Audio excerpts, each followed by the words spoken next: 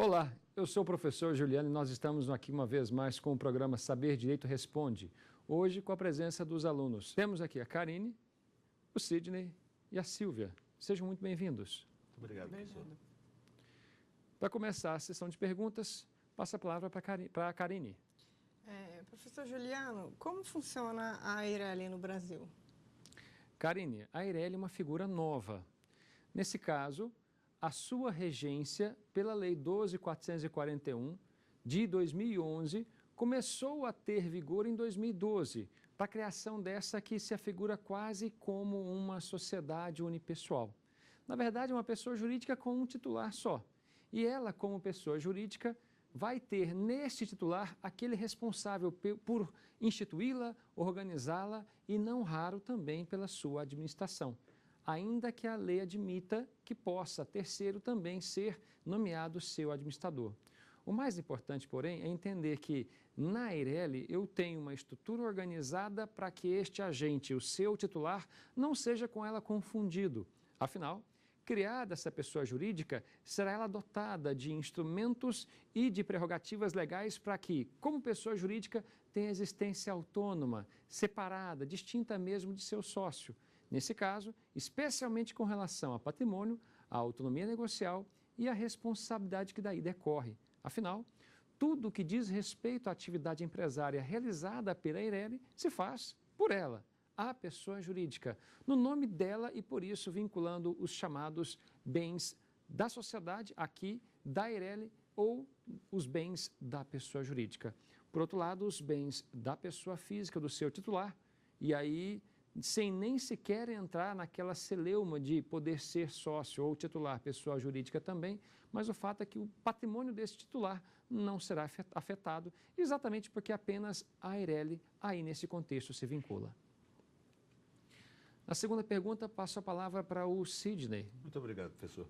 Professor, a minha pergunta é o seguinte: o servidor público pode explorar a atividade empresarial? Sidney, nós precisamos, antes da sua resposta, fazer uma conotação do que seria isso em termos de participação.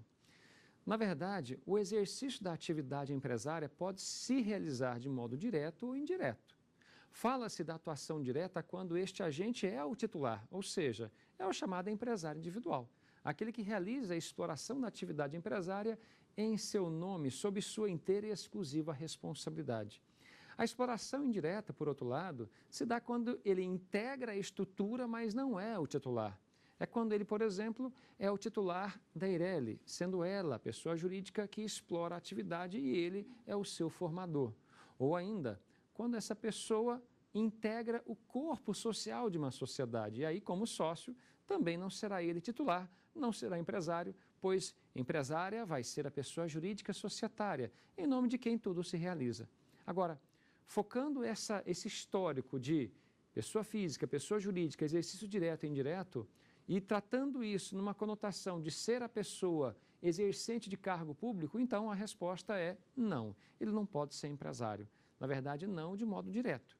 Se você pegar a Lei 8.112, de 1990, artigo 117, inciso 10, vai ver a expressa vedação para que esse sujeito atue de modo direto como empresário, exatamente por conta dos riscos da atividade e de eventual conflito de não só atuação pessoal, mas também de interesses e responsabilidades.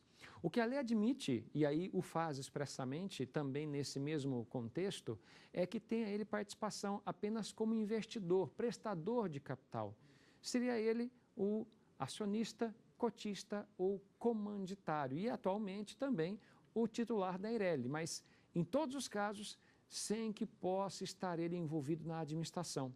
Isso porque, de um lado, com relação àquele que é o titular e eventualmente tem a responsabilidade ilimitada, a vedação que decorre desse Estatuto do Servidor Público alcança a responsabilidade e a atuação direta. Agora, quando eu falo do administrador, estaria também nesse contexto, como a gente já falou nas aulas, porque o administrador tem uma responsabilidade que é muito própria desse exercício administrativo.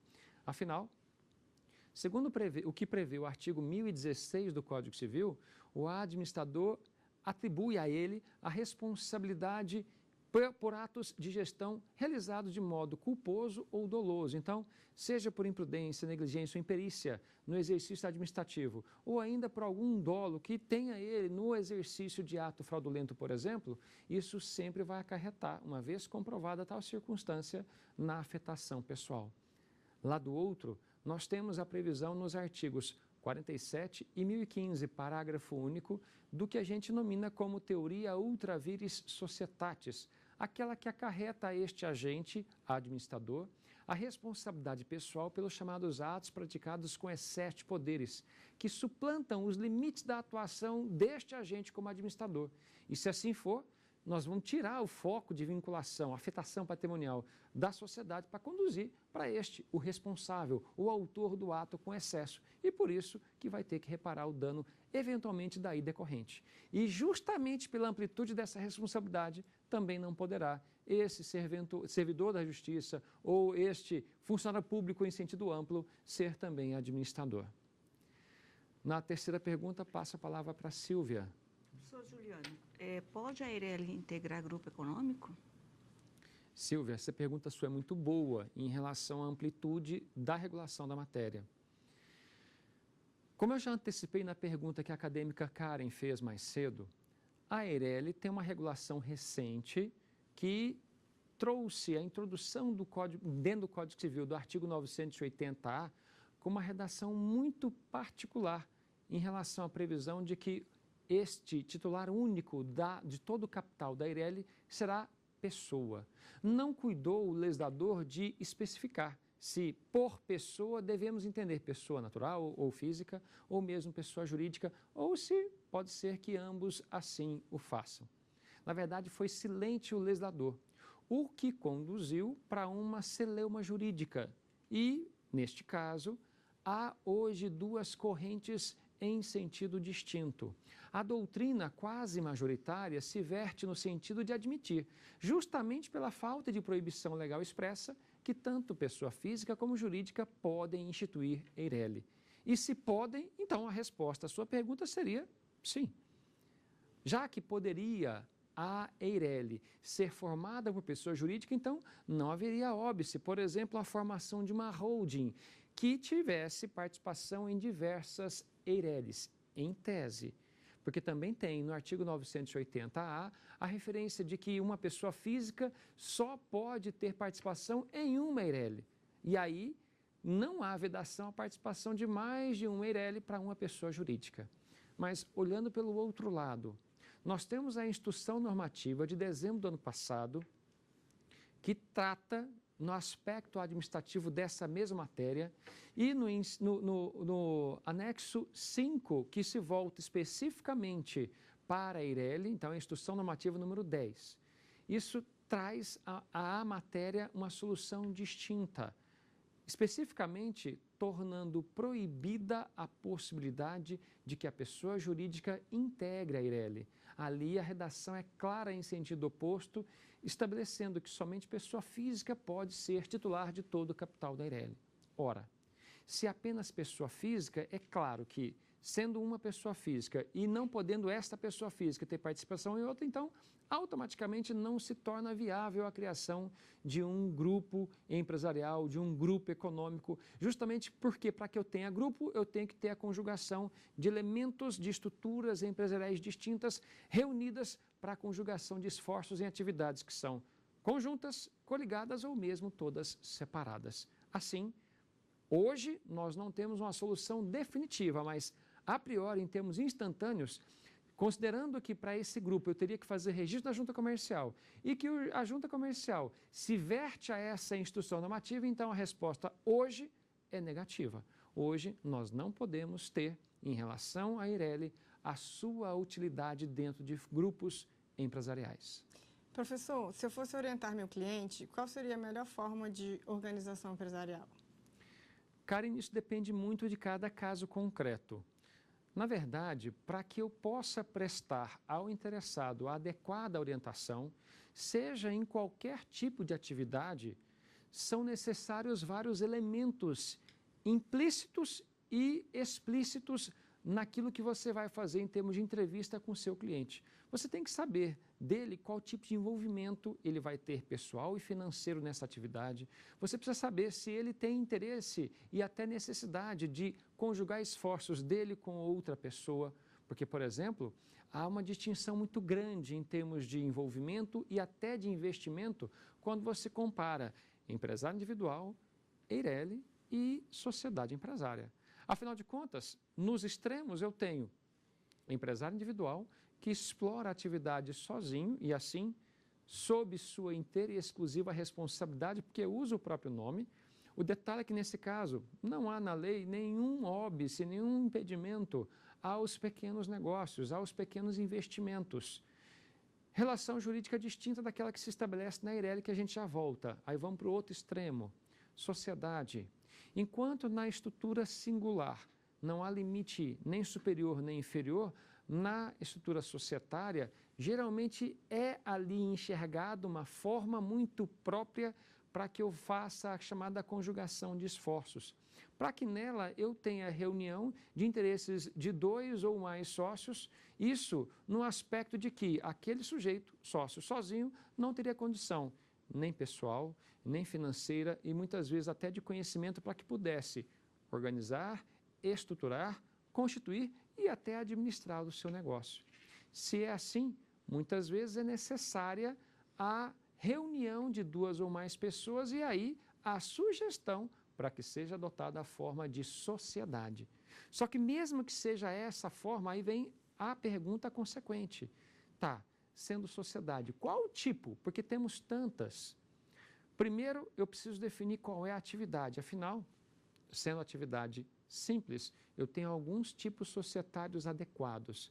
Sendo sociedade empresarial, são outros tipos. Ainda que eu saiba que nós temos tipos que são aplicáveis a ambas as formas estruturais de atividade. Por exemplo, uma sociedade em nome coletivo, uma sociedade em comandita simples, uma sociedade limitada, nestes 3 casos, elas podem ser muito bem aplicáveis a quaisquer atividades, simples ou empresárias. Inclusive, este vai ser o parâmetro para que eu possa qualificá-la assim, classificando a atividade como meio de identificação se a própria sociedade é empresarial, e a partir disso definir qual vai ser o órgão competente para o registro do seu ato constitutivo. Afinal, por força do que disciplina o artigo 1150 do Código Civil, a sociedade empresária tem que fazer registro na junta comercial, ao passo que a sociedade simples, que não é empresária, o faz no cartório de registro civil das pessoas jurídicas do local de sua sede. No meio do caminho dessa discussão, nós temos a Eireli, ou Eireli, como gostam os estudiosos do português. O que mais me importa, porém, é a correta identificação do termo jurídico. Empresa individual de responsabilidade limitada. A estrutura dessa pessoa jurídica dotada de um só titular do seu todo capital formado, todo integralizado. E esse único titular vai estruturá-la para atender às suas demandas pessoais. Então, se você olha em relação ao atendimento de vontade, manifestação de interesse e até prerrogativa de estrutura, vai ver que fica a Eireli mais próxima do empresário individual, mas ao mesmo tempo dele distante. Afinal, nos 2 casos eu tenho um só interessado, mas este interessado vai ser aquele que vai, em relação a Eireli, explorar a atividade como empresário sozinho, e ali na Eireli de maneira isolada, mas formando uma pessoa jurídica. E por essa formação fica ele dela afastado em termos de responsabilidade. Na Eireli ele vai ter risco apenas quanto ao investimento que faz e não passa disso. O responsável é a própria pessoa jurídica e não sócio. Então, por isso mesmo, vai depender da atividade e do interesse do próprio titular. Assim, nós fazemos uma pausa para intervalo em relação ao primeiro bloco e retornamos a seguir.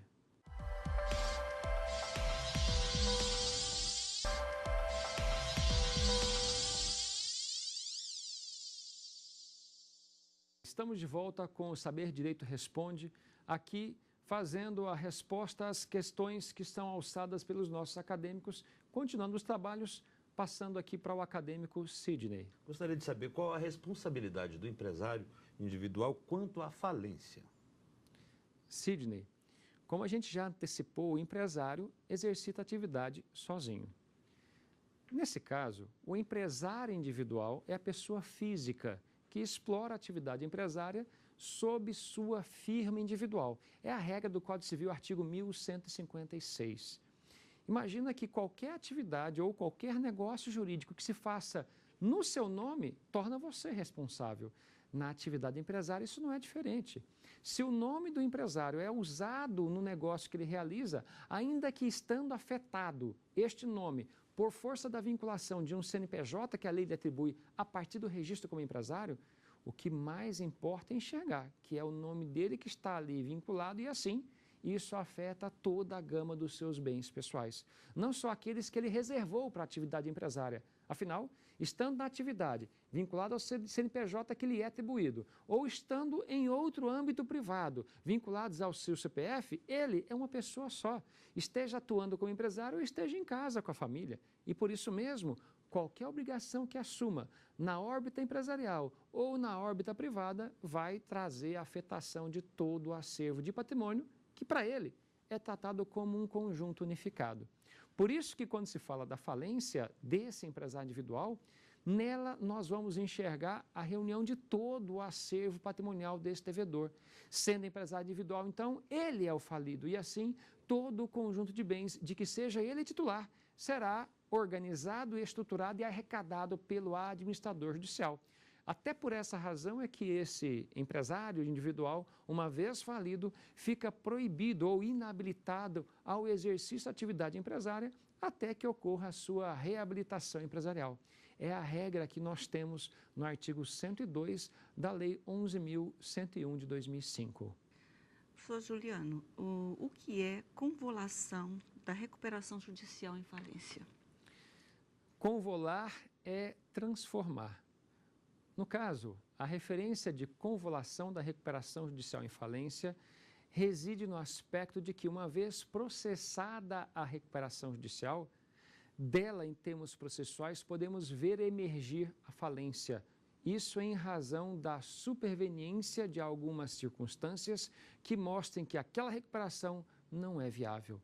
Lembrando, a recuperação judicial é o instituto jurídico por meio do qual nós vamos propiciar ao devedor empresarial em crise a superação de crise econômica. Na verdade, a superação dessa dificuldade de mercado por meio da novação de créditos. Então, todas as dívidas por ele assumidas serão objeto e precedentes ao pedido serão objeto de renegociação, aqui em juízo, para que possa haver essa novação.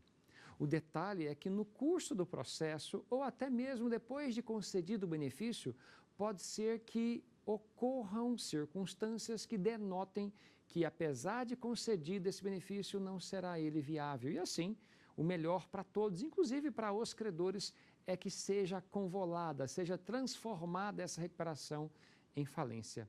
A tutela para isso, com relação às causas legais, está no artigo 73, incisos 1, 2, 3 e 4. Só para a situação espacial em termos de processo, no artigo 52 nós temos uma decisão que é de suma importância no procedimento recuperatório em relação à chamada fase concursal, porque a partir dali nós, em tese, temos um caminho sem volta. Se acontece de o juiz, recebendo o pedido de recuperação judicial, perceber que não há o preenchimento dos requisitos para este fim necessários, ele pode indeferir e assim encerrar o processo.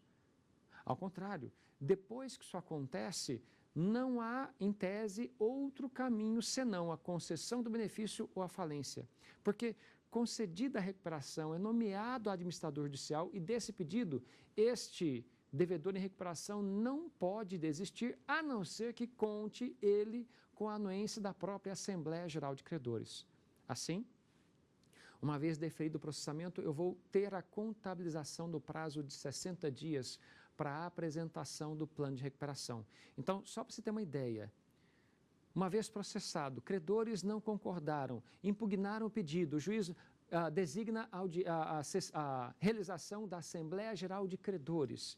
Se nessa Assembleia é decidida a rejeição do benefício do processamento, convolução em falência, artigo 73, inciso 1 da Lei 11.101 de 2005. Não há objeção ou a objeção é refutada em assembleia, mas o devedor não observa o prazo de 60 dias que está no artigo 53. Resultado, convolução em falência, artigo 73, inciso 2. Não há objeção ou ela é refutada, o prazo de 60 dias do artigo 53 é observado, mas aí, depois de apresentado o plano, vem a objeção de credor ou de credores e isso é submetido a uma assembleia que rejeita o plano. Resultado, falência, artigo 73, inciso 3. Última hipótese, tudo dá certo.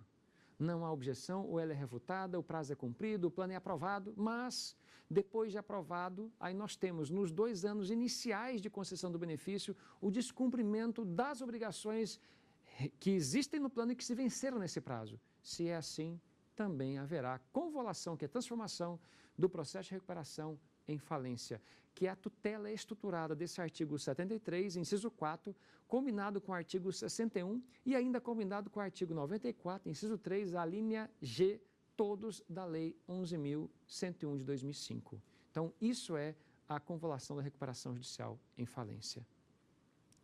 Seguindo, passo a palavra para a acadêmica Karine. Professor, com a falência da Eireli, seu titular também será falido? Na verdade, não é essa uma expressão verdadeira. Em relação à falência, quem está sujeito a ela é o devedor empresarial. A dicção da lei tem que ser hoje até interpretada de modo extensivo. Se você pega o artigo 1º da Lei 11.101 de 2005, ali enxerga que há previsão tão somente do empresário individual e da sociedade empresária. Mas é evidente que neste contexto se insere a atual empresa individual de responsabilidade limitada, se é ela empresária. E aí, uma vez falida a Eireli, nós temos que lembrar da responsabilidade que ordinariamente toca a esse titular. Aliás, isso consta da essência dessa forma de organização de estrutura empresarial. Porque se é empresa individual de responsabilidade limitada, quer dizer que ali eu tenho um indivíduo que é o titular de todo o capital, sendo ele de responsabilidade limitada. Ele é titular desse capital que quantifica para ele o risco do negócio. Assim, uma vez falida a Eireli, ele perde tudo o que nela investiu, mas isso não impacta necessariamente dos demais bens pessoais que permaneçam sob sua titularidade. Por isso que vai ficar ele com estes bens blindados, protegidos. Mas nós precisamos lembrar que há uma previsão específica na lei de falência para que eu possa lidar com circunstâncias anômalas, extraordinárias, como é o caso da fraude, violação da lei, violação do próprio ato constitutivo, circunstâncias que autorizam a chamada desconsideração da personalidade jurídica, a exemplo da tutela do artigo 50 do Código Civil. O que estou dizendo está no artigo 82 da Lei 11.101 de 2005, que trata da possibilidade de instauração de uma ação própria de responsabilidade deste titular ou do administrador da Eireli, no caso de haver a sua falência.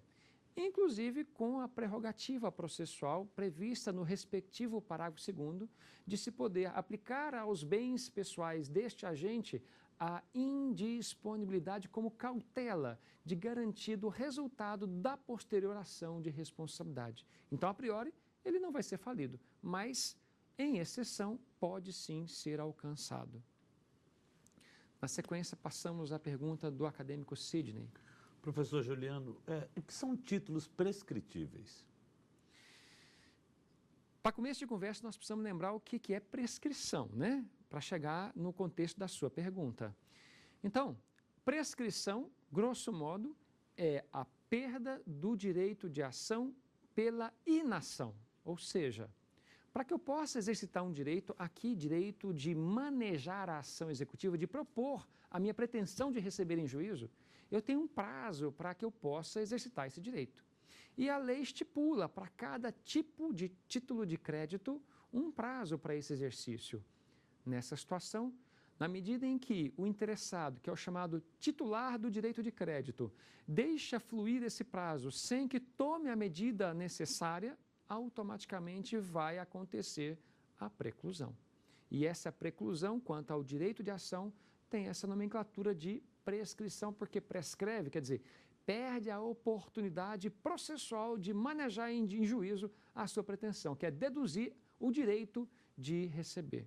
Agora, para cada título de crédito distinto, nós temos na norma de regência qual é o prazo e, eventualmente, qual a extensão disso em termos de interrupção. Afinal, lembrando, o artigo 202, inciso 3 do Código Civil estipula a regra de que este prazo prescricional pode ser renovado uma única vez, por exemplo, hoje, pelo protesto cambial.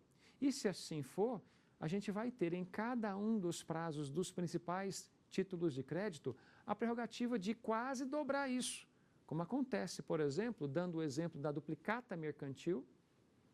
Ela prescreve por força do artigo 19 da lei, 18, da lei 5474 de 68, em 3 anos contados do vencimento do título. Mas, uma vez que eu alcance 2 anos e 11 meses, por exemplo, e leve a protesto, esse prazo está renovado. E aí eu vou ter, em tese, mais 3, com aqueles 2 são 5 anos e 11 meses, para só então ocorrer a prescrição da execução. E aí, nessa circunstância de prazo prescricional, eu vou, uma vez apenas, renová-lo. O detalhe para isso é que nós temos prazos distintos na regulação própria do cheque, que é a Lei 7357 de 85, artigo 59, disciplinando que prescreve em 6 meses contados da expiração do encerramento do prazo de apresentação o cheque. Letra de câmbio e nota promissória, aí vão ambas receber a tutela conjugada do artigo 70 do anexo 1 do decreto 57.663 de 66, segundo o qual a prescrição para o devedor e seus avalistas ocorre em 3 anos. Uma última observação, porém, Sidney, necessária. Em relação a essa prescrição da pretensão de cobrança em execução das obrigações, nós temos que lembrar que para todos esses casos, hoje, está vigorante a redação de 2 súmulas que impactaram sobremaneira no tratamento dessa matéria. Súmulas 503 e 504 do STJ. 503 vertida para o cheque, 504 para a nota promissória. As duas com impacto geral de interpretação, para que desde então, com relação à ação monitória, nós passemos a considerar o prazo que é de 5 anos, Código Civil, artigo 206, parágrafo 5º, inciso 1. Então, o prazo prescricional de 5 anos para a ação monitória, hoje, é contabilizado não quando prescrita para a execução, mas desde o vencimento da dívida. Isso é importante. Então, dando sequência à acadêmica Silvia. Pode uma sociedade ser transformada em empresário individual ou vice-versa? Em pergunta anterior, a gente tratou da forma de escolha. Isso decorre disso também, essa opção. Na verdade, o ato de transformação é o procedimento por meio do qual, ou a operação por meio da qual, uma estrutura empresarial vai alterar a sua própria conformação. Geralmente, a gente aplica isso na sociedade. Então, por exemplo, eu tenho uma sociedade limitada que vai se transformar para a sociedade anônima, ou dessa para a sociedade simples, ou dessa para a cooperativa e assim por diante. Então, na transformação, eu altero o tipo da estrutura empresarial. Agora, em relação a empresário individual e EIRELI, nada há de impedimento que se faça essa transformação de estruturas distintas. Aliás, isso é previsto no parágrafo único do artigo 1033. O único detalhe é que, com relação ao empresário individual, isso vai acarretar, se sair dele para a estrutura societária, no cancelamento do seu registro. E aqui nós fazemos o encerramento do programa Saber Direito de hoje. Agradecemos a participação dos acadêmicos mais uma vez. Muito obrigado. Eu sou o professor Juliano Rodrigo e agradeço também a sua participação como nosso ouvinte. Tem dúvidas sobre o assunto? Mande um e-mail para nós, saberdireito@stf.jus.br. Você também pode estudar pela internet acessando o site www.tvjustiça.jus.br.